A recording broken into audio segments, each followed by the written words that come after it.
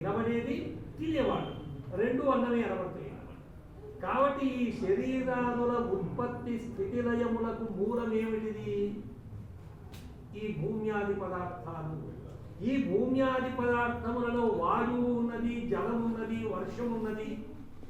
కాబట్టి వీటి శుద్ధి వలన మనకు లోకములో సుఖము కలుగుతుంది, స్వర్గము కలుగుతుంది. మానవులే కాదు, సమస్తమైనటువంటి ప్రాణులు సుఖాన్ని అనుభవిస్తాయి. అందులో స్త్రీ పురుషులు ఉత్తమోత్తమ సుఖాన్ని, ఆనందమైనటువంటి ఆనందాన్ని అనుభవించగలుగుతారు. మనం ఇటువంటి క్రియలు, ఇటువంటి సంస్కారములు ఉన్నప్పుడు అటువంటి ధాతువే మన నుంచి ఉత్పన్నమవుతుంది. అటువంటి శరీరంతో కూడిన సంతానం కలుగుతుంది. ఆ శరీరాలతో ఇట్లా కర్మలే చేస్తారు. ఇప్పుడు నాకు బిడ్డ ఉంటే ఓ బిడ్డ తయారైపోయి రోజు చేస్తూ చూడండి, బ్రహ్మాండంగా యజ్ఞాలు చేస్తుంది, అంతా చేస్తావు. ఎందుకంటే ఆ బీజాలు అందరిలో ఏర్పడతాయి. నువ్వు నేర్పాల్సిన పని లేదు. నువ్వు రోజు గాయత్రి మంత్రం చెప్పు, నీ పిల్లలు చెప్పకుంటాడు చెప్తారు. ఆ రవి కొడుకు ఇస్తున్నాడు 2 ఏళ్ళు వానికి. మేమన్నీ చూస్తుంటే వాళ్ళ ఆయన దగ్గర పెట్టుకుంటాడు, వాడు ఊరికి ఇట్లా అంటాడు, ఇట్లా అంటాడు, ఊరికి నీ పోస్తాడు, అన్ని యాక్షన్ చేస్తాడు. అరే ఎవరు నేర్పుతున్నారు వాడికి? చూస్తున్నారు, వాడు చూస్తారు కాబట్టి యజ్ఞానికి వచ్చి అవన్నీ చేస్తారు. అదే నువ్వు వాడికి కోడి గుడ్డ విండి పెట్టు, ఈ పొద్దులు చీచి అంటాడు, తినడు. రేపు నువ్వు కాకుండా పచ్చిగుడ్డే తింటాడు. కాబట్టి ఈ విధంగా మనకు ఇట్లా ప్రమాణాలు అనేకంగా ఉన్నాయి అన్నమాట. 1 కాదు 2 కాదు.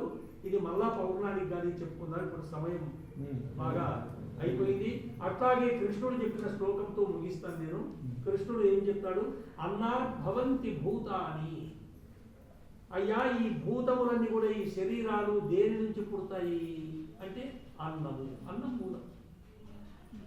అన్నార్భవంతి భూతాని. మరి అన్నం దేని వలన పుడుతుంది? పర్జన్యాదన్న సంభవ. నీకు అన్నం కావాలంటే పంటలు పండాలి, పంటలు పండాలంటే నీకు వర్షం పడాలి. మరి ఆ మేఘం కావాలంటే ఎట్లా? మేఘోత్పత్తిని ఏది తయారు చేస్తుంది? నికామే నికామేన పర్జన్యో వర్షతు అని మనం కోరుకుంటున్నాం. అయ్యా, మీరు కోరినప్పుడల్లా వర్షం కురవాలి అంటే నువ్వు ఆ క్రియ చేయాలి కదా. యజ్ఞాత్ భవతి పర్జన్య. చూడండి ఎంత సైన్స్ చెప్పాడు కృష్ణుడు. యజ్ఞం చేయి, నువ్వు కష్టపడాల్సిన పని లేదు. భగవంతుడు తన క్రియ తాను చేసి నీకు సమృద్ధిగా వర్షం, మేఘం ఉత్పన్నమవుతుంది. యజ్ఞాత్ భవతి పర్జన్య. మరి ఆ యజ్ఞము అది ఎలా వస్తుంది? యజ్ఞ కర్మ సముద్భవ. నువ్వు కర్మ చెయ్యి. ఈ పొద్దు అందరూ కర్మ చేశాము, అవి చేసేందుకు ఎంత ప్రోత్సహించారు. వీళ్ళ కుటుంబాలంతా ఆయురారోగ్యాలతో ఐశ్వర్యాలతో వర్ధిల్లుగాక.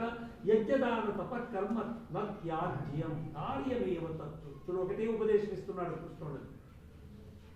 యజ్ఞము, దానము, తపస్సు. యజ్ఞదాన తప కర్మ, ఇదో ఈ కర్మ ఉత్తమ కర్మలు. నత్యాజ్యం, ఎప్పటికీ వదలద్దు, వదలరాదు అని కృష్ణుడు నొక్కి నొక్కి చెప్పాడు. నత్యాజ్యం కార్యమేవ తత్. ఊరిక వదలి ఊరుకున్నాడు అని చెప్పలే, చేసి తీరాలి. కార్యమేవ అన్నాడు. ఏవ అనే విశేషం. కార్యమేవ తత్.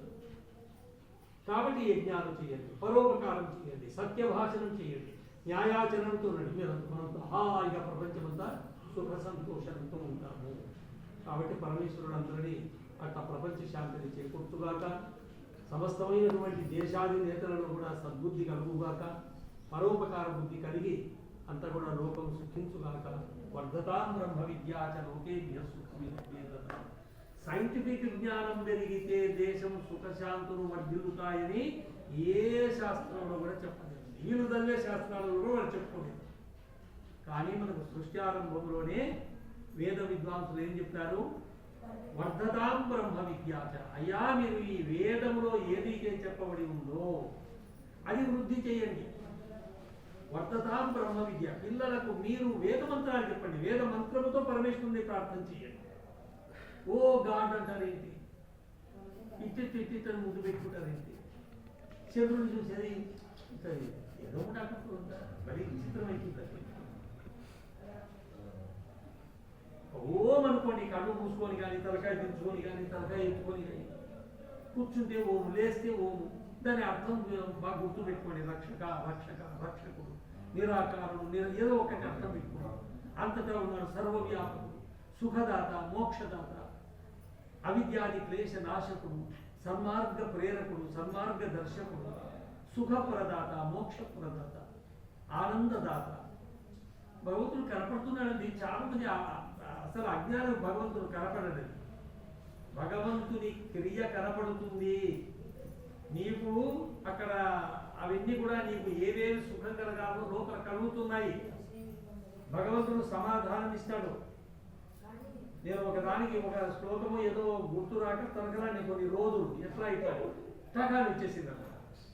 అంటే చిత్తానికి వస్తాయి, భగవంతుని నమ్మని వారికి కూడా వస్తాయి, కానీ మరి ఎప్పుడుదో ఏమో. కాబట్టి భగవంతుడు భాషిస్తాడనమాట అందరూ. ఇట్లాగా కాదు, దూరంగా. నీకు చెవులకి చెవులు అవసరమే లేదు, ఇక అన్ని అంతా జరిగిపోతుంది. కాబట్టి వర్ధతాం బ్రహ్మ విద్యాచ, వేద విద్య వర్ధిల్లును గాక, లోకేభ్య సుఖమేధ, లోకములో పవిత్రత సుఖము వర్ధిల్లును గాక. ధన్యవాదాలు.